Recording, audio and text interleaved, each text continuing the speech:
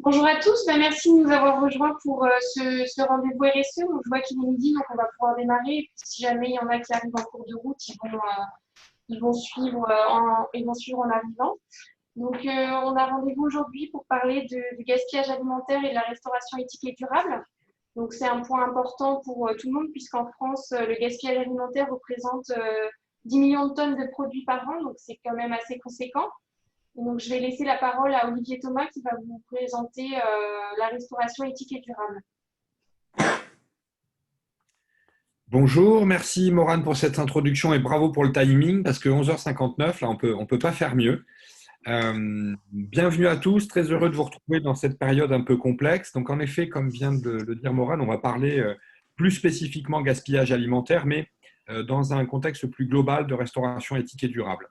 Juste avant de rentrer dans ce sujet, je voudrais vous faire part quand même de ce qui est en train de se passer depuis quelques mois, parce que si vous êtes connectés aujourd'hui, c'est que vous êtes tous sensibles et intéressés par les sujets de la RSE et de la santé environnementale. Oh Et merde.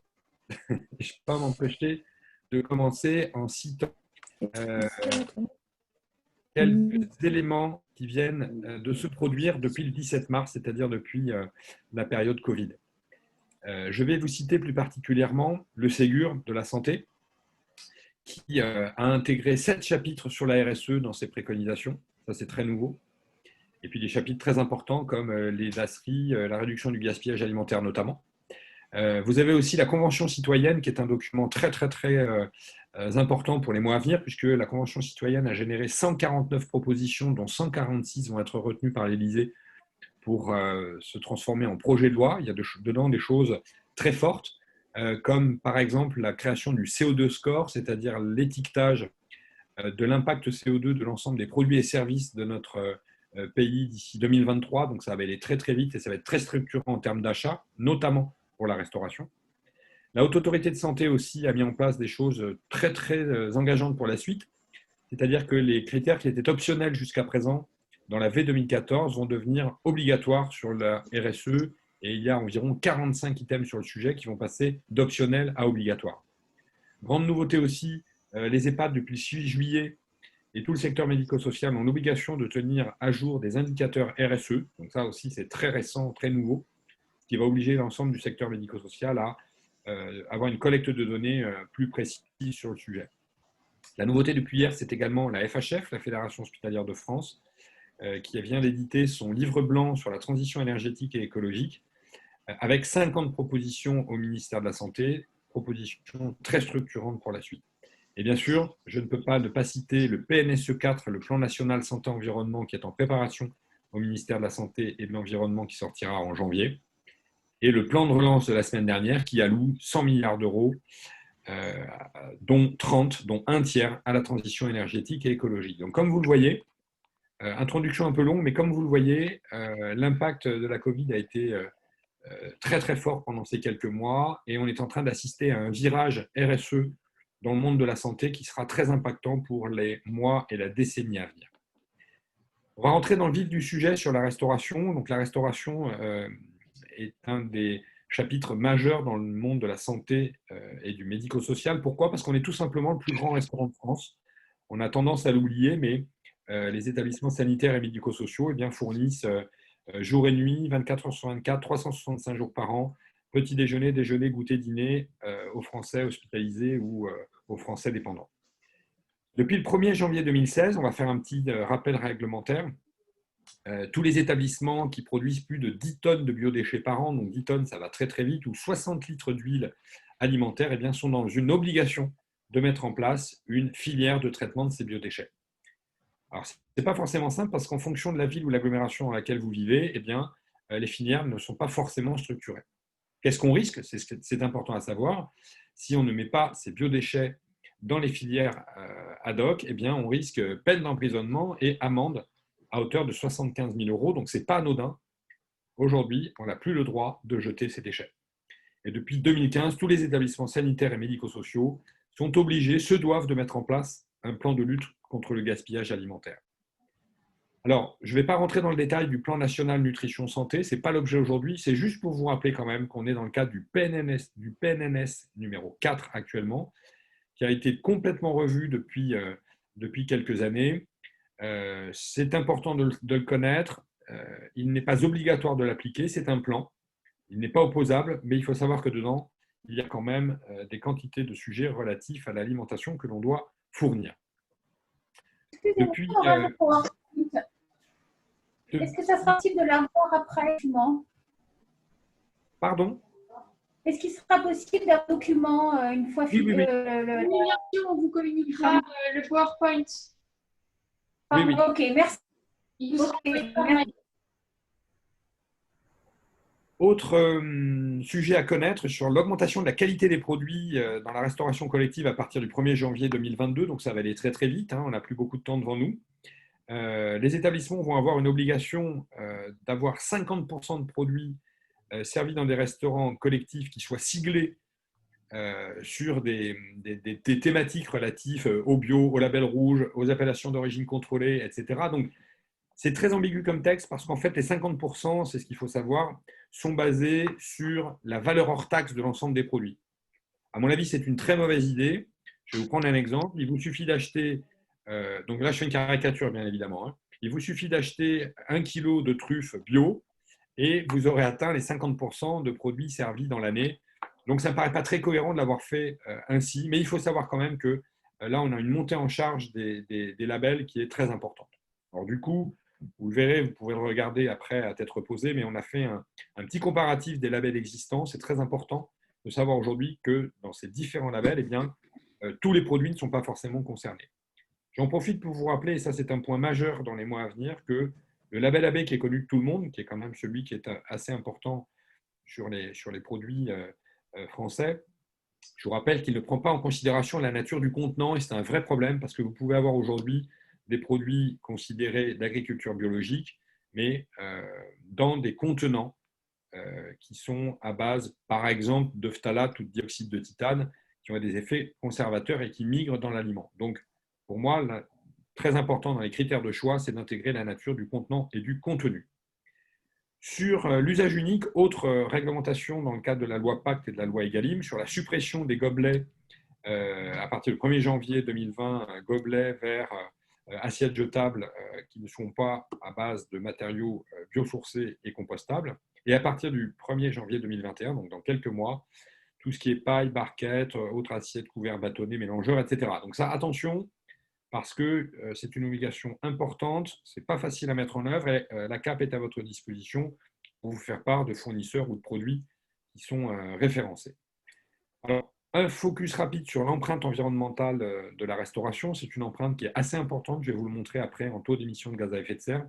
En France, donc là, pour vous donner une idée d'où viennent ces émissions de gaz à effet de serre, eh bien sûr la production agricole, tout ce qui concerne la transformation alimentaire, les transports, gros chapitre, la consommation au domicile ou en restauration collective, qui sont bien évidemment les 4-5 facteurs les plus importants d'émissions de gaz à effet de serre dans ce secteur-là. Retenez que les produits alimentaires représentent à peu près 23% des émissions de gaz à effet de serre en France. Et le gaspillage alimentaire qui est ici, eh bien, ça représente à peu près 3%, c'est très important. Donc l'impact carbone de l'alimentation dans notre pays et du gaspillage alimentaire sont des impacts qui sont identifiés, mesurés, quantifiés et que l'on peut réduire. On reviendra dans la deuxième partie de mon intervention sur le sujet. Alors, petit focus déjà, comment peut-on faire pour réduire, hein? Vous avez certainement vu la dynamique des menus bas carbone. Dans les menus classiques, on peut bien sûr réduire la proportion de protéines animales, remplacer la viande rouge par de la viande blanche, privilégier des produits de saison et des produits locaux. Pourquoi pas aller vers des repas végétariens et de saison. Un jour par semaine, il existe la dynamique du lundi vert. Je ne sais pas si vous la connaissez, mais qui est très inspirante. Le lundi vert, c'est menu sans viande ni poisson. Alors, à l'échelle individuelle, ça ne sera pas grand-chose, mais à l'échelle de la restauration collective hospitalière, c'est très important parce que nous aurions un impact collectif absolument majeur sur le sujet. Je passe rapidement, mais c'est quand même pas mal de le rappeler, sur les maladies liées à l'alimentation. Hein. On est en France quand même à 21 millions de Français qui sont en surpoids ou obèses, ce n'est pas anodin. 3,5 millions de personnes, de Français touchés par le diabète, avec certaines contrées comme la Réunion, notamment avec 30% de la population qui peuvent être atteints de diabète. Donc on est sur des chiffres très très prégnants sur le sujet. Autre donnée à connaître, c'est l'envol, l'explosion de la consommation de produits biologiques dans le pays, avec une augmentation de la production, mais c'est intéressant de voir ce qui s'est passé depuis 5-6 ans. Là, ça restagne, entre guillemets, mais on est sur une augmentation très, très importante de ces produits. Pour rentrer et faire un focus sur le sujet spécifique du gaspillage alimentaire, qu'en est-il? Beaucoup de chiffres à connaître, d'abord au niveau international, puis après au niveau français. Au niveau international, on sait qu'un tiers de la production et de la nourriture mondiale est jetée. Un tiers. Énorme. C'est absolument colossal. Et quand on fait des mesures, vous allez voir, je vous ai cité des exemples tout à l'heure dans des établissements, ce sont des chiffres qui vraiment méritent notre attention parce que ce n'est pas cohérent de jeter autant de nourriture. Les chiffres internationaux, vous les avez ici, 8 kilos en moyenne en Afrique et en Asie, 105 kilos par an et par personne jetés en Europe et en Amérique du Nord. Un petit focus qu'on a tendance à oublier, donc on s'amuse à accompagner des établissements qui veulent réduire les consommations d'eau indirectes, à leur faire des tableurs pour montrer les consommations indirectes liées à ce que l'on jette. Un kilo de viande en moyenne, eh bien, c'est 16 000 litres d'eau. J'aime bien ces comparatifs, c'est-à-dire qu'une baguette de pain jetée, ça équivaut à 100 bouteilles d'eau pleines jetées, parce qu'il faut 100 bouteilles d'eau pour arriver à produire la farine, les ferments et tout ce qu'il faut pour faire du pain. Ça, c'était le focus international. Le focus gaspillage alimentaire en France est intéressant aussi. Quelle en est son origine? 42% issus des ménages et 58% issus des professionnels de l'alimentation. On peut dire en résumé que c'est moitié-moitié entre les professionnels de l'alimentation et nous aussi à la maison. 69 kilos, alors je vous remontre le chiffre d'avant parce que c'est quand même important. En Europe et en Amérique du Nord, on est à 105 kilos. En France, ce sont des chiffres intéressants. On est un petit peu moins en France, mais on est quand même à près de 80 kilos de nourriture jetée par an. Ce qui représente par an et par individu une perte et un gaspillage de plus de 430 euros d'aliments jetés. Alors, c'est intéressant aussi de voir comment se constituent ces 79 kilos. Eh bien, il faut savoir que 20 kilos sont constitués, 20 de ces 79 sont constitués de 7 kilos d'aliments qui ne sont même pas déballés, c'est-à-dire non désoperculés, non déballés, liés à une date ou un délai de péremption qui est dépassé ou considéré comme trop court. Puis ensuite, vous avez 13 kilos qui sont fruits, légumes. Mais c'est ce chiffre-là qui est très important, c'est-à-dire le non désoperculé. Il faut savoir que dans la Convention citoyenne, il y a des propositions très, très importantes. Je vous ai parlé tout à l'heure du CO2 score, mais là, il y a des choses très, très prégnantes sur la publicité ou les achats imposés, je ne sais plus comment c'est cité dans le texte, mais groupés, c'est-à-dire que quand on vous impose d'acheter 24 yaourts pour en payer que 12, eh bien ça va être interdit à terme pour justement limiter le gaspillage par le fait qu'on en achète trop de choses. En restauration collective, l'ADEME a chiffré à plus de 420 millions d'euros par an, 420 millions d'euros. 17% des denrées achetées qui sont jetées. Donc l'ADEME a fait plein d'études là-dessus, en restauration collective et notamment en restauration collective hospitalière. Ça permet d'un peu de mesurer l'ampleur de ce gâchis dans un pays comme le nôtre. En moyenne, alors la moyenne ne veut pas dire grand-chose, je suis toujours très prudent avec ces chiffres-là. En moyenne, en restauration collective, on est sur 124 grammes d'aliments jetés par assiette en moyenne. Alors, pourquoi je dis attention à cette moyenne? Parce que si on prend l'exemple d'un EHPAD, on est plutôt à 200 grammes. Si on prend l'exemple des écoles de nos gamins, on est aussi à 200 grammes. Et si on est dans des établissements exemplaires qui ont mis en place des plans d'action très pointus, eh bien, au bout de 3-4 ans de travail, on arrive à 30 grammes de déchets par assiette. Donc, c'est pour vous donner un peu la fourchette. Ça peut aller de 30 à 200 grammes en fonction de la région, de l'organisation dans laquelle nous sommes. Le chiffre, là, je vous l'ai déjà cité tout à l'heure, mais à retenir quand même, 3% des émissions de gaz à effet de serre en France sont représentées juste par la thématique du gaspillage alimentaire. Ce n'est pas anodin. J'en profite pour vous rappeler, parce qu'il y aura une commission nationale développement durable qui va plancher le 8 octobre spécifiquement sur ce sujet-là. Si vous voulez la date d'ores et déjà. Eh bien, j'en profite pour vous rappeler qu'en France, nous avons décidé de réduire de 40% nos émissions de gaz à effet de serre d'ici 2030, et il y avait un premier palier de 20% en 2020. Alors là, il y a deux cas de figure. Soit vous avez déjà réduit votre impact carbone de 20% entre 2009 et 2020, et auquel cas, bravo. Vous avez donc un nouvel objectif de 20% d'ici 2030, soit 2% par an, ce qui est tout à fait atteignable. Soit vous ne l'avez pas fait, vous ne l'avez pas mesuré. Ça veut dire qu'entre le 1er janvier, dans 3 mois, et fin décembre 2030, il faudra réduire votre empreinte carbone de 40%, ce qui est absolument colossal, ce qui nécessite vraiment un plan d'action structuré, sans tarder, parce que la taxe carbone sera une sanction très très forte pour l'ensemble du secteur hospitalier, si on ne le respecte pas. Autre chiffre très intéressant à retenir, l'ADEME a évalué à 68 centimes d'euros par jour et par repas le coût du gaspillage alimentaire, ce qui est également très très important. Ça peut représenter plus de 10% de notre dotation alimentaire journalière. Alors, quelles sont les sources du gaspillage alimentaire? Alors, il faut bien voir si on est dans une cuisine sur place ou dans des cuisines satellites avec liaison froide, liaison chaude. Donc, il est intéressant de voir. Alors, il faudrait beaucoup de temps pour entrer dans les détails. Ça serait trop long de le faire maintenant, mais ces deux données sont importantes. Cuisine satellite, on est à 153 grammes de déchets par repas. En revanche, dans une cuisine autogérée, on est, je ne vais pas dire la moitié, mais pas loin, on est à 93 grammes. Ce qui veut dire que tout ce qui est cuisine satellite est plus consommateur, plus générateur de gaspillage, tout simplement parce qu'on n'est pas sur place et que ce qui a été déplacé, eh bien, la plupart du temps, on ne peut pas le réintégrer. Alors bien sûr, on ne peut pas parler gaspillage alimentaire sans parler qualité des repas. Alors je ne veux pas faire une caricature, mais on sait très bien que dans le monde de la santé, en général, eh bien, c'est très variable d'une structure à l'autre. Et souvent, si on jette, souvent, eh bien, c'est peut-être parce que ce n'est pas forcément très bon ou pas forcément adapté à un public cible. Quand on fait des audits, j'y reviendrai tout à l'heure, il est évident que dans une structure hospitalière, quand vous avez 1000 lits et que le repas est identique entre une maman qui vient d'accoucher et une personne âgée qui a été opérée d'une prothèse de hanche, d'une part, ce n'est pas le même appétit, d'autre part, ce n'est pas le même besoin nutritionnel. Donc, inéluctablement, s'il n'y a pas d'adaptation des repas aux pathologies, eh bien, il y a un petit peu plus de gaspillage. Alors, avant de revenir au gaspillage en lui-même, un petit focus que j'ai voulu rajouter là, parce que ça concerne aussi bien un CAP que vous tous, établissements ou fournisseurs référencés.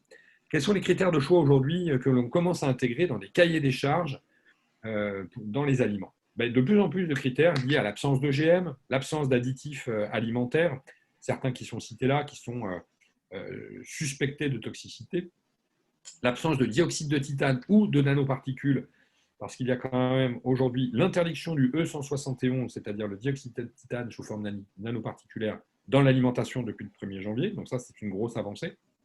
Mais je vous le rappelle, pas forcément dans les contenants. Bien sûr, la proportion de produits constituant le produit, du riz au lait avec 5% de riz, ça c'est une caricature, mais ça existe. Les laitages avec des garanties origine France et dans des plastiques qui ne sont pas de nature à migrer dans l'aliment. L'absence d'allergènes alimentaires, je vous ai mis tout un tas de fiches techniques et de liens qui peuvent vous servir après quand vous réétudierez ce document. L'absence de perturbateurs endocriniens, sujet très très prégnant actuellement. Pas de suremballage, des procédés de distribution optimisés et bien sûr des produits qui peuvent être labellisés. Ça, ce sont des critères de choix qu'on essaie de prendre maintenant de plus en plus dans les marchés, avec une périodicité, l'idée étant pour la réalisation de vos menus, j'ai cité tout à l'heure les menus bas carbone, eh bien, le fait de pouvoir mettre en place des plannings avec des produits, si possible locaux, mais surtout de saison. Je peux vous citer une anecdote, on a fait un bilan carbone d'un restaurant hospitalier tout récemment, où on s'est aperçu qu'on avait consommé plus de 2 tonnes d'ananas toute l'année, des ananas frais, ils voulaient se faire plaisir, mais l'impact carbone d'ananas frais livrés en avion eh bien, explose le bilan carbone d'un restaurant, et ce, toute l'année. Souvent aussi, je m'aperçois que dans les restaurants un peu partout, vous trouvez de la tranche de tomate toute l'année. Je pense que ça, c'est complètement hors sol de mettre des produits comme ceux-là toute l'année dans les salades pour mettre une touche de rouge. Donc ce tableau est très intéressant parce que pour vos cuisiniers et collaborateurs en charge de ces sujets-là, ça permet d'avoir en tête la production saisonnière dans notre pays. Ce lien est très important pour vos cuisiniers, très peu connu à mon sens. C'est la plateforme AgriLocal qui permet de mettre en relation dans toutes les régions les fournisseurs locaux de produits de saison et locaux et la restauration collective. Où que vous soyez dans le pays, vous avez une plateforme agri-locale qui vous permet d'identifier des producteurs de fruits, de légumes, de fromage, de laitage, de viande locaux. Alors, ce n'est pas très utilisé, c'est dommage. Sachez que ça existe, c'est un service qui est complètement gratuit et ça peut vous permettre de faire des économies importantes en termes de CO2. Alors, bien sûr, quand on parle gaspillage alimentaire, j'ai envie de le dire, il faut se comparer c'est un peu comme un régime, c'est-à-dire si on décide de se mettre au régime, la première étape, c'est de se peser, c'est de monter sur la balance. Eh bien, c'est la même chose sur le gaspillage alimentaire, ce qui veut dire que l'idée, c'est de mesurer. Donc là, je vous donne un exemple, hein. Après vous pouvez le fabriquer autrement, mais ça vous permet de ne pas partir d'une page blanche. Ce que je vous engage à faire, c'est peut-être de partir sur une semaine donnée, pour ne pas le faire toute l'année, ou sur 2-3 jours en fonction de votre disponibilité. Eh bien, c'est d'identifier tous les jours, pendant une semaine donnée, le nombre de repas préparés, le nombre de repas servis, et puis les déchets qui sont produits aussi bien de la cuisine que les étages. Et éventuellement, on peut rajouter aussi des cafétérias ou restaurants pour les collaborateurs. Parce qu'on s'aperçoit que ce n'est pas forcément les mêmes chiffres et les mêmes données. Et si on veut mettre en place après un vrai programme de réduction du gaspillage alimentaire, eh bien, ça doit se faire par étage, par service et par lieu de production. Si on veut que ce soit efficace, ça ne peut pas être en global. Si vous dites dans mon hôpital, dans mon EHPAD, je suis à 150 grammes de déchets alimentaires par jour, ça ne vous servira à rien si vous ne savez pas que ce 150 grammes se décompose en tant de grammes pour la production culinaire, tant de grammes pour les étages et tant de grammes pour les restaurants, entre guillemets, collectifs. On a pour habitude aussi, ce n'est pas obligé, mais je vous donne le critère le plus élevé, de mettre le pain à part. Parce qu'il s'avère que quand on mesure le pain à part, eh bien, vous pouvez très rapidement voir que vous avez 5, 6, 7, 8, 10 tonnes par an de pain qui est jeté. Et là, rien que sur ce sujet-là, on peut mettre en place un plan d'action assez simple et très efficace. Donc l'idée, c'est de réaliser un audit complet. Donc nous, vous savez, c'est notre métier, c'est ce qu'on fait. Je vous donne un peu la ligne directrice des audits que l'on fait quand on le fait. Vous pouvez vous l'appliquer à vous-même. Tout d'abord, c'est bien sûr l'observation des circuits de distribution et des repas, les horaires, les respects des régimes, prise ou non de commandes. Ça, c'est la première observation qu'il y a à faire. Bien sûr, la réalisation de pesées, comme je vous l'évoquais sur la page précédente. Les pratiques hôtelières à connaître, réaliser une enquête de satisfaction, bien évidemment, parce que cette enquête de satisfaction vous permettra de savoir ce qui est apprécié ou pas apprécié en termes de quantité, de chaleur des repas, de saveur, d'odeur, pour comprendre pourquoi certains jours, il y a plus de gaspillage que d'autres. On a remarqué souvent dans les établissements que le vendredi, il y a plus de gaspillage parce que souvent, le poisson, ça sent pas bon. Et cette odeur, notamment dans les services de médecine ou de chimiothérapie, eh bien, pose problème et génère plus de gaspillage. C'est un exemple. Bien sûr, l'observation et la compréhension des écarts. Pourquoi j'ai les écarts entre le nombre de repas préparés et le nombre de repas livrés? Où est le bug dans mon établissement? Identifier les freins, les problématiques rencontrées à chaque étape. Bien sûr, traduire ces données de grammage en impact financier, ça parle plus. Je vais vous montrer des exemples. Mettre en place des indicateurs de suivi, si possible identiques. C'est pour ça que le tableau que je vous ai montré juste avant est déjà respecté par à peu près 200 établissements dans le pays. Nous, on suit ces données. Donc, si vous suivez le même, ça vous permet après de vous comparer avec vos petits camarades, entre guillemets. Analyser les bonnes pratiques. Dès lors qu'on a une bonne pratique, eh bien, c'est aussi chouette de la faire connaître aux autres établissements. Identifier les axes d'amélioration, remesurer et co-construire un plan d'action. C'est presque, j'ai envie de dire, la route des lignes. Là, je vous ai mis un retour d'expérience d'établissement anonymisé, bien évidemment. Donc, c'est intéressant parce qu'on a chiffré le coût sur plusieurs services d'établissements. Là, on est sur du sanitaire. J'ai vu qu'il y avait beaucoup d'EHPAD aujourd'hui connectés, plus que d'établissements sanitaires. Mais on a plus de chiffres sur le sanitaire que sur les EHPAD. Et j'ai envie de dire, ils sont plus parlants.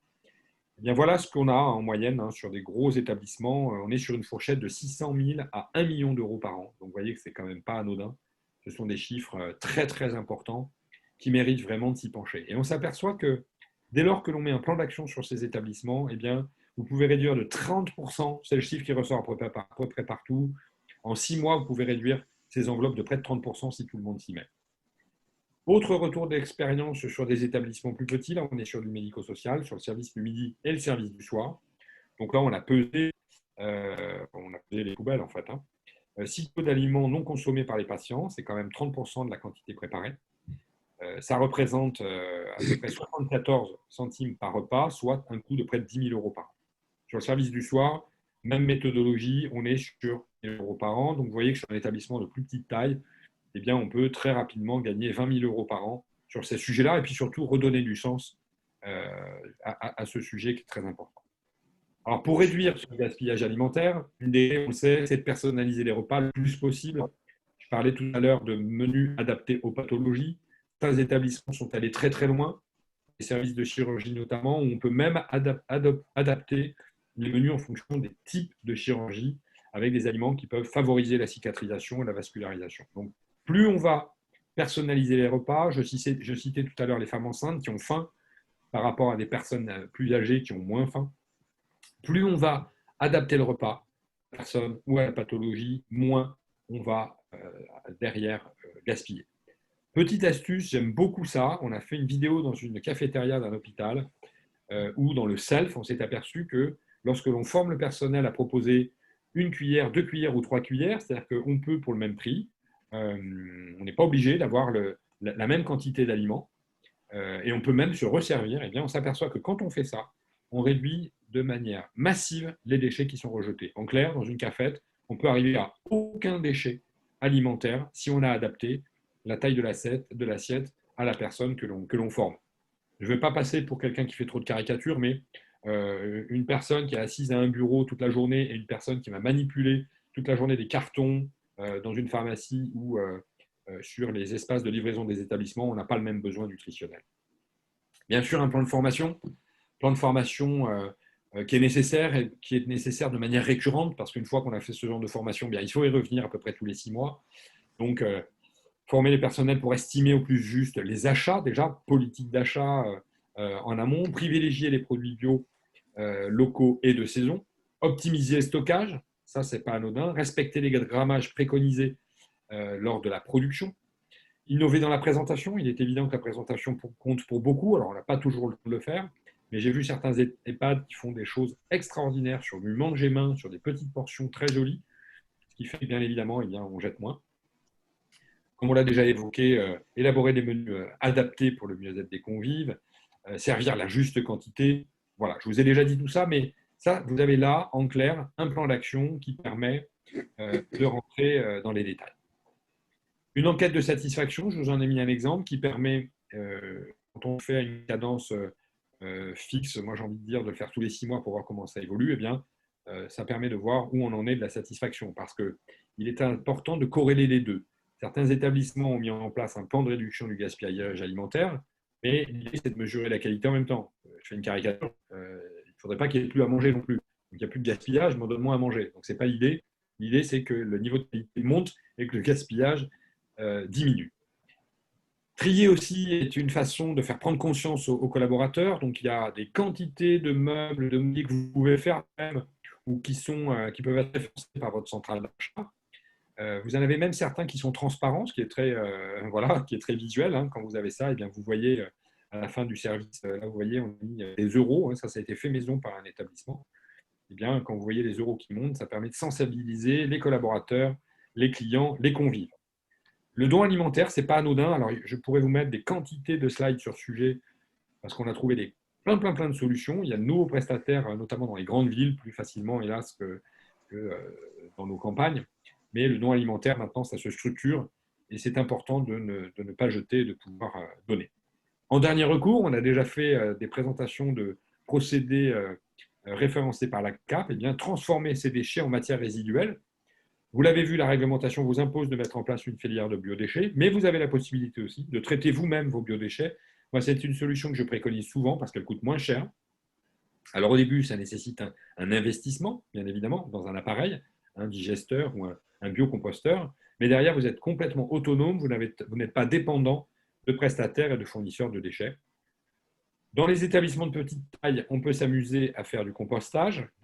Beaucoup d'établissements le font de plus en plus, mais ça dépend vraiment de la taille. Il est évident qu'un établissement de petite taille, c'est plus facile à faire que dans un CHU.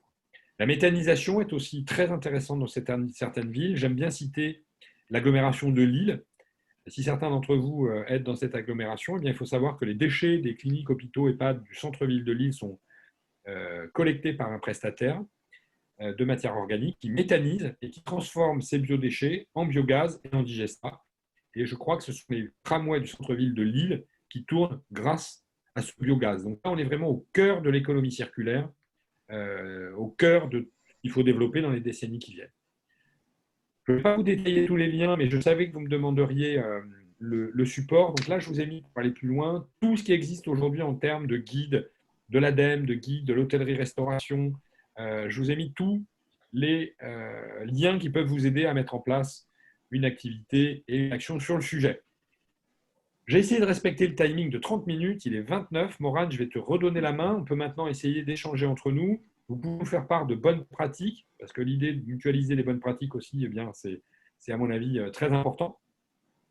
Et puis, je suis à votre totale disposition avec Morane et les collaborateurs de la restauration de Cap pour répondre à vos interrogations, si vous en avez, suite à cette présentation.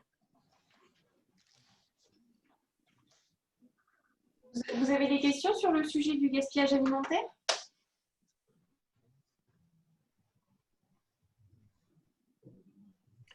Alors, si vous n'avez pas forcément de questions, je suis persuadé qu'autour de la table, il y a des établissements qui ont déjà réalisé des choses. Ce qui peut être intéressant, c'est de nous dire ce que vous avez fait pour donner envie d'agir à d'autres, ou encore mieux, si vous avez identifié des freins, parce que les freins que vous avez identifiés, il y a certainement de manière collective les moyens peut-être de les lever, sachant que je reviens sur mon introduction de tout à l'heure.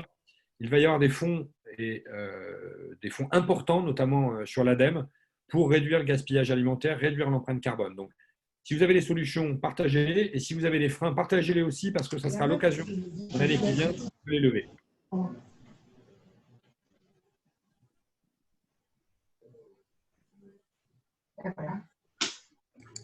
Bonjour, je souhaite poser une question sur la question du grammage. Donc, les assiettes sont préparées par la cuisine, mais on a un grammage à respecter. Excusez-moi, j'entends plusieurs voix en même temps. Donc, je pense qu'il faudrait couper le micro. Ou un truc comme ça pour. Est-ce que vous pouvez reprendre, je vais reposer votre question. Qu'elle a actuellement, il y a l'adresse mail d'un stagiaire. Je crois qu'il y a quelqu'un qui parle en même temps. Oui, il y a quelqu'un qui parle en même temps. Du coup, j'entends pas très bien. Si toi, tu avais la main là, actuellement sur le PC. Oui. Non, c'est pas lui. Ouais. D'accord. Non, parce qu'en fait, c'était juste pour savoir si tu avais la main actuellement sur le PC, parce qu'elle voyait la... Ok. Sur la réunion. Oui. Ok, il n'y a pas de souci. Zina, je crois que c'est Zina. Oui, c'est ça. Zina, il faudrait que tu coupes ton micro. Ah pardon, excusez-moi. Désolée, il y a l'informaticien qui fait une manip sur le PC en même temps, donc désolée, excusez-moi. Pour qu'on s'entende, il faudrait que dès qu'on parle, on coupe le micro. Excusez-moi, c'est Mito qui est rentré dans le bureau. Pardon. Ah, vous pouvez reposer votre question du coup. Excusez-moi, pardon. Donc, c'était la question du grammage. Donc, les assiettes sont préparées par la cuisine et il y a un grammage à respecter pour tous les résidents conforme à la loi. Il y a des résidents qui sont petits mangeurs. Donc, ceux qui sont plus gros mangeurs, n'a pas de souci, on peut remettre plus, les soignants connaissent bien. Mais c'est pour les petits mangeurs, c'est comment respecter à la fois un grammage qui est donné, qu'on doit respecter, parce que sinon, après, c'est comme si on donne assez de nourriture pour les résidents. Et d'autre part, la question du gaspillage. 20 minutes. Donc, la législation, elle est où par rapport à ça? Alors, quand on parlait de législation, on fait un amalgame, en fait, avec le plan national nutrition santé et les différentes préconisations qui sont faites. Ce n'est pas de la réglementation, ce sont des préconisations. Donc aujourd'hui, l'objectif, c'est de nourrir nos patients avec des menus équilibrés et de meilleure qualité possible. Mais il ne faut pas être arc-bouté sur des recommandations qui n'ont pas de sens. Parce que si on suit à la lettre ces recommandations, les personnes âgées ne peuvent pas manger la quantité de protéines qu'on leur demande de manger. Donc ça veut dire que derrière, on est obligé de les jeter. Donc il faut remettre du bon sens et ne pas confondre recommandations et réglementation. Alors, je vois qu'il y a une question sur le poste. Là, est-il une bonne idée de créer un poste de compostage en demandant de l'aide à nos résidents, par exemple? Bien sûr, il y a pas mal d'établissements qui le font. Par contre, ça demande un petit peu de formation au début, parce que du compost, ça nécessite quelques manipulations qu'il faut faire, non pas tous les jours, mais toutes les semaines, si on veut que le compost prenne. Mais bien sûr que ça peut être tout à fait intéressant de le faire en collaboration avec des résidents. Et pour impulser cette démarche, je vois des groupes de travail sont-ils mis en place? Si oui, avec quel professionnel, à quelle fréquence? Est-ce que vous pouvez affiner cette question? Parce que quand vous dites des groupes de travail, c'est au sein de votre établissement, au sein de la CAP, à quel niveau?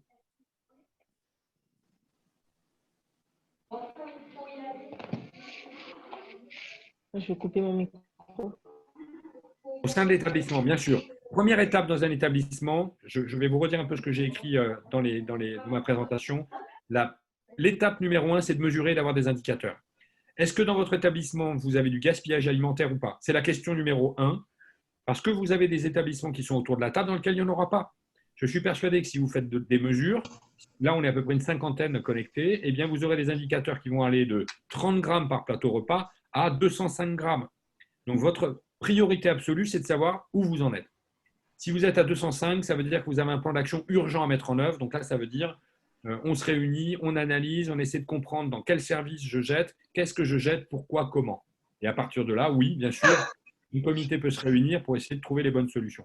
Mais l'étape numéro 1, tant que vous n'avez pas fait ça, de savoir où vous en êtes en termes de grammage, je pense qu'il n'est pas utile de faire un comité parce que vous ne saurez pas quoi faire avec ce comité. Donc, identifiez vos grammages et dès lors que vous les avez, vous saurez si vous êtes dans la fourchette basse, moyenne ou dans la fourchette haute. Et après, ce n'est pas le même plan d'action.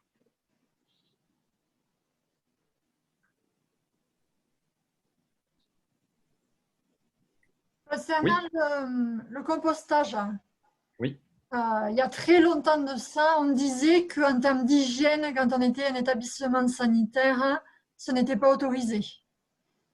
Est-ce que les réglementations ont été assouplies à ce sujet-là? Est-ce qu'on peut le faire? Alors, on peut tout à fait faire du compostage dans un établissement. Il faut respecter, bien sûr, il faut bien sûr respecter une certaine distanciation. C'est sûr que si on met le compostage sous les fenêtres de nos résidents, voilà, ça peut attirer des nuisibles, etc. Ensuite, il y a une autre chose, c'est que dans du compostage fait soi-même, il ne peut pas y avoir de déchets carnés. Ça impose un double tri sélectif chez vous. C'est ça la vraie difficulté. Parce que si vous avez des déchets carnés dans du compost maison, vous allez attirer des nuisibles, des bestioles, etc. Donc, si vous respectez la règle du double tri, vous avez tout à fait le droit de faire un compost, mais bien sûr en ne le mettant pas sous vos fenêtres.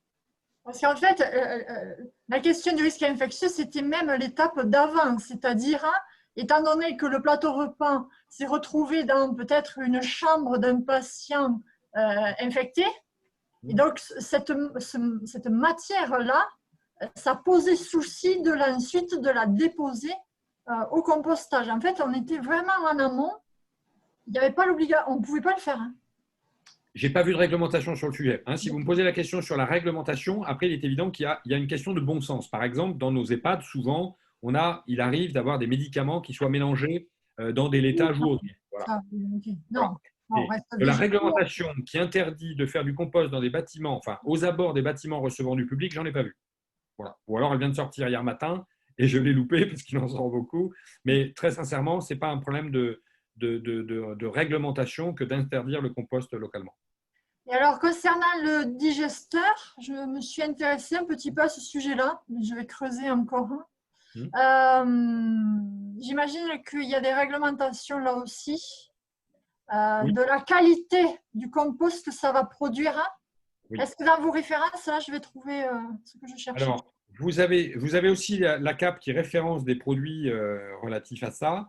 Mais ce qu'il faut savoir, c'est que votre obligation, ce qu'il ne faut pas oublier, c'est que vous avez une obligation de traçabilité de vos déchets. Donc, que vous ayez un prestataire qui vous les enlève, ou que vous ayez un composteur, un digesteur, ou ce que vous voulez, vous devez avoir une traçabilité pour prouver ce que vous avez fait de vos déchets. Le problème qu'on a avec certains appareils, certains déshydrateurs, voilà, pardon, je cherchais le terme, c'est que le prestataire ne vous apporte pas la traçabilité de ce que devient le compost. Voilà, le problème de fond, il est là.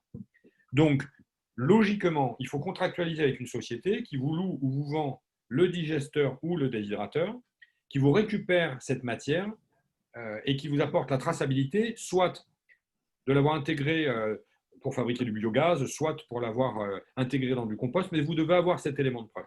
C'est souvent ce qui manque avec certains prestataires. Alors après, vous avez des digesteurs qui rejettent directement à l'égout le digestat. Et là, vous n'avez pas de problème non plus. Par contre, c'est plus difficile à prouver. Donc, il faut aussi quelque part peser les déchets qu'on met dedans pour pouvoir dire à la fin de l'année, eh bien, j'ai traité 10 tonnes de biodéchets par mon propre appareil. Mais là, vous vous économisez le transport, le traitement, l'incinération. C'est une solution qui, à mon avis, à terme, est peut-être très rentable. Et surtout, elle vous rend non dépendant des prestataires, parce que les prestataires de services qui prennent les déchets, je ne vais pas rentrer dans les détails, mais en fonction des régions de France, je peux vous donner une fourchette, hein, les dasseries dans le pays, ça va de 500 € à 2200 € la tonne. Voilà. Le traitement des biodéchets, vous avez des régions entières dans lesquelles il n'y a pas de prestataire. Mais c'est un délit pénal pour vous. Donc ça veut dire que vous êtes complètement captif de fournisseurs qui vont vous dire, madame, si vous voulez respecter la réglementation, ma filière de déchets va vous coûter 2 fois la filière des ordures ménagères. Et quand on vous dit ça, les gens continuent à jeter dans leurs ordures ménagères leurs biodéchets. Donc c'est insoluble. C'est pour ça qu'à mon sens, tant qu'on n'a pas des agglomérations et un pays qui a structuré les choses correctement et de manière responsable, puisque ce n'est pas le cas, eh bien, je pense que la solution de devenir autonome à 2 niveaux, c'est-à-dire réduire par 2 sa production de déchets si on gaspille, bien sûr, ça commence par ça, et ensuite traiter ses propres déchets soi-même, eh bien, je pense que c'est vraiment une solution d'avenir qui est très efficace, très économe sur le plan environnemental, sur le plan financier. On est vraiment au cœur, si vous voulez, de la RSE là, sur ces sujets-là, parce qu'on réduit les impacts sur l'environnement, sur la santé humaine et sur l'économie. Bonjour. Merci. Bonjour. Merci Olivier Thomas et merci à CAP pour ces rendez-vous RSE. Je suis responsable RSE d'une structure d'aide à domicile dans l'Aisne qui s'appelle EDEN. Donc, c'est une association qui s'occupe de personnes âgées, de la prévention de l'autonomie. C'est vrai que depuis les 2 interventions qu'il y a eu de votre part, on n'a pas souvent mentionné l'aide à domicile et pourtant les problématiques nous touchent également. Moi, dans cet axe RSE que nous développons ici, nous sommes adhérents en fait d'un réseau local de lutte contre le gaspillage alimentaire qui est animé par l'agglomération de Saint-Quentin. Et nos actions, nous les proposons. Ils ne sont pas imposés donc aux adhérents, nous les proposons. Et dans le cas de notre association à Eden, nous avons plusieurs axes. Pour présenter l'association brièvement, on a 200 intervenants de terrain. Et puis, on s'occupe à peu près de près de 900 personnes dans le département. Donc, on a 3 axes. Donc, il y a le premier axe, c'est la sensibilisation de nos intervenants. Au début, on a pensé que sensibiliser nos bénéficiaires pour lutter contre le gaspillage au domicile pouvait être opportun, mais au final, on s'est rendu compte que ce sont les intervenants qui font leurs courses, qui préparent également à manger, etc.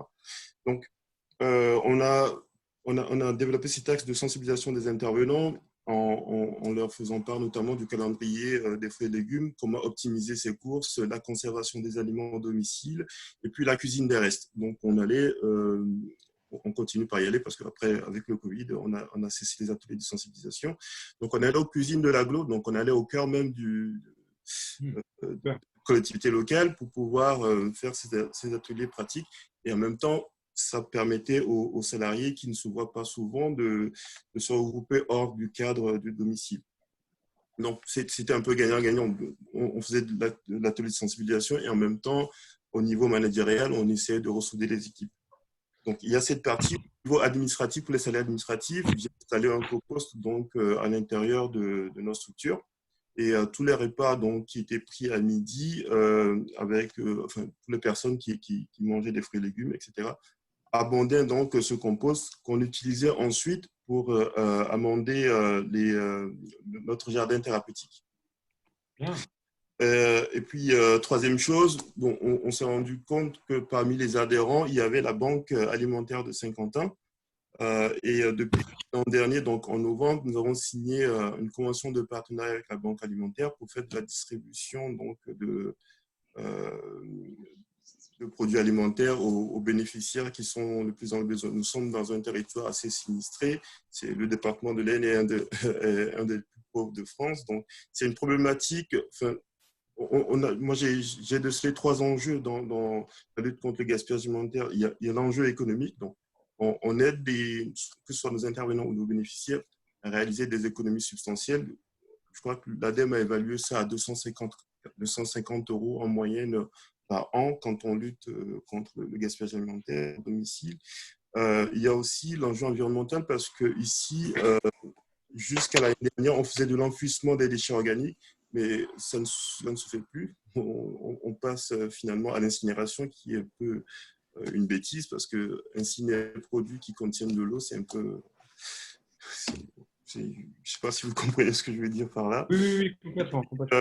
Et le troisième enjeu, c'est l'enjeu éthique. Voilà. On a de la pauvreté, il y a des personnes qui n'ont la possibilité que de faire un repas par jour, et de l'autre côté, on jette. Voilà. Donc, ce partenariat avec la Banque alimentaire nous a permis jusqu'à aujourd'hui de recueillir près de 6 tonnes de produits qui étaient destinés soit à être jetés, mais il y a aussi cette convention avec le Fonds européen qui garantit un approvisionnement assez régulier pour les personnes en précarité. Voilà. Donc, ce sont sur ces 3 axes-là que nous nous sommes engagés dans la lutte contre le gaspillage alimentaire. Et puis, on participe également par des actions assez ponctuelles, par exemple sur la semaine du gaspillage alimentaire qui est organisée sur tout le territoire. Eh bien, écoutez, bravo, parce que là, votre témoignage, c'est super de faire ce témoignage maintenant, parce que vous êtes le symbole, la caricature de ce qu'il faut faire sur ces sujets-là. Bravo, voilà, tout simplement. Et je pense même que vous avez tout intérêt à écrire ce que vous venez de dire à la direction de la CAP, parce que la CAP communique en interne sur le développement durable, la RSE, met en lumière les actions exemplaires pour donner envie d'agir à tout le monde, parce que votre témoignage montre que c'est possible. C'est encore plus compliqué de le faire, vous avez bien fait de le dire tout à l'heure, au domicile quasiment quand on fait votre métier, que dans une structure où tout le monde est sur place. Donc bravo, c'est un très bel exemple. Il faut mutualiser ces pratiques. Écrivez-le et je pense que la CAP relaiera cette information. Bravo en tout cas. Très bien, merci. Je vous en remercie. Je vois qu'il y a une question. Là, nous sommes un établissement social avec un public de différentes origines culturelles. Un repas de midi est livré par un organisme. Nous avons du mal à trouver un équilibre pouvant correspondre à tout le monde. Avez-vous des suggestions d'organisation autour de cela? Alors là, de vous faire une réponse bateau en ligne, non, impossible. Mais des établissements y arrivent. Je peux vous connecter avec des établissements qui le font. Moi, je travaille notamment avec un établissement en banlieue parisienne qui accueille 17 ethnies différentes et tout le monde est satisfait. Donc, ça veut dire que oui, on peut, sauf que là, eh bien, il faut rentrer vraiment dans le détail de la prise de commande, de l'adaptation. Tout à l'heure, je parlais aux cultures, mais aussi, aux pathologies, mais aussi aux cultures. Donc oui, c'est possible. Mais ça nécessite un vrai plan d'action, si vous voulez. Sur ces sujets-là, je pense qu'on n'a pas encore pris la mesure de ce gaspillage. Voilà, je pense qu'on n'a pas tous pris la mesure de ce gaspillage. C'est pour ça que j'insiste sur les chiffres. Quand je vous mets qu'un hôpital aujourd'hui, c'est de 600 000 à 1 million d'euros par an. Quand on dit après, il n'y a pas d'argent dans la santé, ici, il y en a. Il faut aller le chercher, c'est difficile, il faut se relever les manches. Et je crois qu'on est dans une société qui doit retrouver du sens et ça en fait partie. Alors, nous, ça correspond tout à fait à nos réflexions qu'on a régulièrement. Et c'est vrai qu'on est preneur s'il y a des pistes qu'on peut travailler avec vous, effectivement, en cas de ça. Je pense que je reprendrai contact avec vous pour effectivement pouvoir avoir des exemples des choses qui se font. Et en tout cas, c'est une réflexion qu'on a actuellement pour éviter au maximum le gaspillage, quoi. Bien sûr. Mais commencez tous là. Je pense que si vous êtes en ligne aujourd'hui, c'est que d'abord, vous étiez sensible au sujet. Et j'espère qu'à l'issue de ces 3 quarts d'heure, vous allez l'être encore plus. J'ai envie de vous dire, il ne faut pas le faire tant qu'il est chaud. Si vous n'avez pas de mesure du gaspillage alimentaire dans votre établissement, faites-le. Faites-le. Quand je vous dis faites la mesure sur une semaine, si c'est trop long, oubliez une semaine. Faites-le même sur un jour. À la limite, vous allez peser dans différents endroits ce qui a été rejeté. Regardez, ouvrez, regardez ce qui est jeté. Essayez de comprendre pourquoi c'est jeté. Il y en avait trop, ce n'était pas bon, ce n'était pas adapté. Et vous allez voir, c'est fluide derrière. C'est tout simple. Parce que quand on prend cette mesure et que l'ensemble des collaborateurs prennent cette mesure, eh bien derrière, ça change. Je vous donne une petite anecdote. Tout à l'heure, je vous ai montré un slide avec 1 cuillère, 2 cuillères, 3 cuillères. On s'est aperçu dans une cafétéria d'un hôpital, il y avait un très gros gâchis à la cafette. Et on a compris pourquoi nous. C'est tout simplement que les 2 personnes qui servaient à la cafette, les collaborateurs qui venaient de manger, n'osaient ne pas beaucoup en mettre dans l'assiette et avaient tendance à avoir la main très lourde et de mettre beaucoup de garnitures avec des assiettes qu'on n'a pas envie de manger. On a juste filmé la poubelle de débarrassage des repas de la cafette au moment où les gens jettent les restes. On a filmé ça et on a passé en accéléré aux 2 collaborateurs qui étaient sur le self et qui ont vu qu'on jetait des assiettes pleines. Eh bien, elles ont compris de ce fait qu'il suffisait de dire et de poser la question « Est-ce que vous en voulez un petit peu plus ?» plutôt que de charger l'assiette systématiquement. Eh bien, cette action-là qu'on a faite il y a 2 ans, quand j'y vais dans cette cafette, on me le dira encore, on me dit « Regardez à la fin du service, notre poubelle est vide, tout simplement parce qu'on s'est adapté aux besoins des uns et des autres. Donc les solutions, elles sont simples derrière. Vous savez, c'est un sujet qui est simple, sauf que si on n'a pas mesuré en amont, derrière, on ne peut rien faire. Donc, consacrez un petit peu de temps à la mesure et vous allez gagner derrière beaucoup d'argent. On a le droit de donner le pain? Ça dépend à qui, mais j'ai des établissements, par exemple, qui les ont donnés oui, à un hippodrome à côté. Donc, il y a des établissements qui ont trouvé des solutions locales assez chouettes. Et puis, vous avez aussi des recettes à faire avec du pain qui est sec. On peut faire des recettes. Rien ne vous interdit de retravailler du pain. Aujourd'hui, on peut faire une pâte à pizza. On a fait un buffet dans un établissement. Vous pouvez faire une pâte à pizza avec du pain écrasé. Donc, il y a aussi du côté des cuisiniers des formations à faire, des sensibilisations pour que du pain qui peut être non utilisé. Alors, je ne vous parle pas du morceau de pain qu'on a mâchouillé, qu'on a rejeté au self. Je ne vous parle pas de ça. Mais du pain qui est non utilisé et qui est rassis peut s'utiliser, bien évidemment, en recette. J'ai vu ça dans un établissement. Ce n'était pas notre initiative. C'était à l'initiative de l'établissement où les collaborateurs ont fait des recettes à base de pain. Et c'était absolument génial. Ils ont servi à midi une pizza faite grâce à du pain rassis, écrasé. Alors, il y a une recette, je ne vous la citerai pas de tête, mais vous arrivez à faire des choses assez incroyables. Et ils étaient très fiers. Ils avaient la fierté de dire, eh bien, aujourd'hui, on a récupéré le pain et grâce à ça, on a fait un repas spécifique. Il y a des recettes aussi à base d'épluchures. Enfin, aujourd'hui, il y a toute une nouvelle cuisine sur ce sujet-là. On peut creuser, fouiller, former les collaborateurs. Mais c'est très innovant, très inspirant. Et puis, encore une fois, ça redonne du sens. Et dans la santé, on a vraiment besoin de ça. Merci.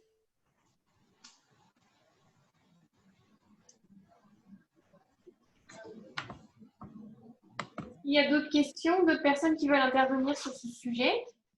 Oui, j'ai pensé à la question de dons alimentaires. Je vais suivre la collègue précédente. Oui, bien sûr. Je trouve que c'est délicat parce que dans la question pour nous qui se pose, parfois il peut y avoir des aliments qui n'ont pas été consommés, donc des plats faits. Après, les normes sont tellement strictes pour donner à quelqu'un d'autre et la responsabilité qu'on a parce ça peut être contaminé parfois. Je demande des associations pour le surplus. Mais est-ce que je peux donner? Quelle responsabilité? Si quelqu'un tombe malade après, c'est toute cette question-là qu'on ne sait pas comment gérer ça. Alors, vous venez de dire deux choses très importantes. Est-ce qu'on peut donner? Oui, très clairement. Simplement, les choses, il faut bien les clarifier. C'est-à-dire que si vous respectez la chaîne alimentaire, la chaîne du froid, etc., et que vous en apportez les éléments de preuve, on est bien d'accord. Ça, c'est le préalable de base. Celui à qui vous donnez, vous pouvez avoir un contrat. Il y a des sociétés aujourd'hui qui sont spécialisées là-dedans. Vous signez un contrat et dès lors que vous leur donnez les aliments, ils engagent leur responsabilité sur le transport, la collecte et la livraison. Donc, il ne faut pas avoir cette crainte, si vous voulez, permanente, parce qu'on peut travailler avec des pros sur le sujet. Alors, il est évident que si on ne travaille pas avec des pros, c'est là qu'on peut avoir des problèmes. Si on prend l'estafette de l'ouvrier d'entretien et qu'on part au restaurant du cœur et qu'on s'arrête de faire les courses entre-temps, j'en rajoute, là, on est d'accord, ce n'est pas la bonne solution. Par contre, vous pouvez tout à fait contractualiser avec des sociétés qui sont pros là-dessus. On en a identifié. Je pense qu'il y en a dans les liens. Au pire, vous pouvez me contacter par mail, je vous en donnerai un, parce qu'il y en a en fonction des villes dans lesquelles vous êtes, ça change. Il est évident qu'à Paris, vous avez des structures très organisées. Et comme vous êtes au fin de fond, moi je suis dans l'Hérault, il est évident que là, il n'y a même pas de collecte sélective de déchets, de biodéchets, si vous voulez. Mais en fonction de la ville où vous habitez, il y a des choses très, très structurées. Et qui peuvent aussi, dans les mois qui viennent, se structurer. Encore une fois, l'ADEME, les DREAL, les agglomérations, les ARS ont les mêmes objectifs que vous sur la transition énergétique et écologique. Tout ce que je vous ai cité en amont de réglementation, elle ne s'applique pas qu'à vous ou qu'à nous, citoyens, elle s'applique à toutes les collectivités.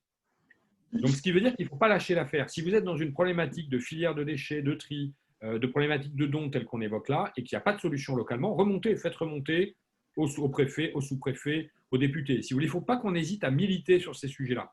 Sans aller occuper, je ne vous parle pas d'occuper des locaux, mais je vous parle de faire le retour du terrain de la réalité de ce que l'on vit à des acteurs politiques qui ne le savent pas forcément. Donc, n'hésitez pas à le faire remonter. Et encore une fois, ne restons pas dans la crainte de « je vais avoir un procès si demain j'ai une intoxication alimentaire parce que j'ai donné un repas ». Voilà, on peut mettre en place des actions avec des structures professionnalisées sur le sujet.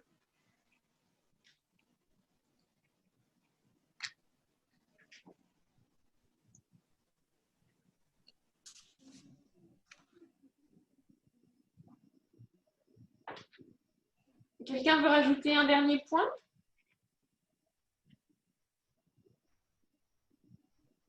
Je vous engage, je n'ai pas testé ce que je vais vous dire, mais ça peut être une petite conclusion, parce que je vois qu'il est quasiment 13 heures. Je vous engage à regarder du côté de l'application Linky, L-I-N-K-E-E. Je ne vous l'ai pas mis le lien parce que c'est tout nouveau. Je l'ai découverte la semaine dernière. C'est, à mon sens, au travers de ce que j'ai lu, très pro. C'est-à-dire que Linky a organisé la collecte, la traçabilité, le transfert de responsabilité et le fondateur de cette start-up en ligne, donc ça veut dire qu'il est joignable, il est accessible. La seule question à laquelle je n'ai pas de réponse, c'est que je ne sais pas dans quelle ville ils ont développé leur activité pour l'instant. Voilà, je ne le sais pas, mais c'est peut-être sur le site. Là, je suis en train de le regarder rapidement. Je ne vois pas, mais en tout cas, si vous avez l'intention de faire quelque chose sur le sujet, appelez-les à venir sur un restaurant d'aéroport à Paris. C'est vraiment super pro.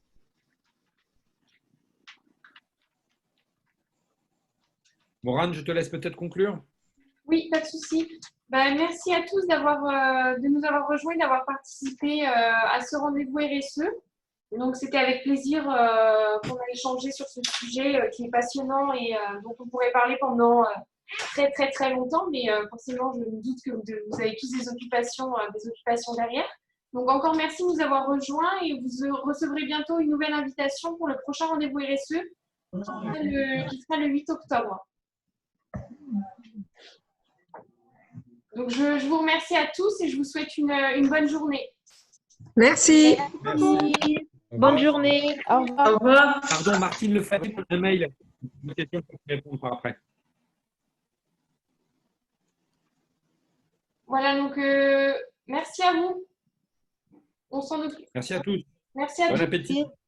Pas de gaspillage alimentaire à midi. Merci.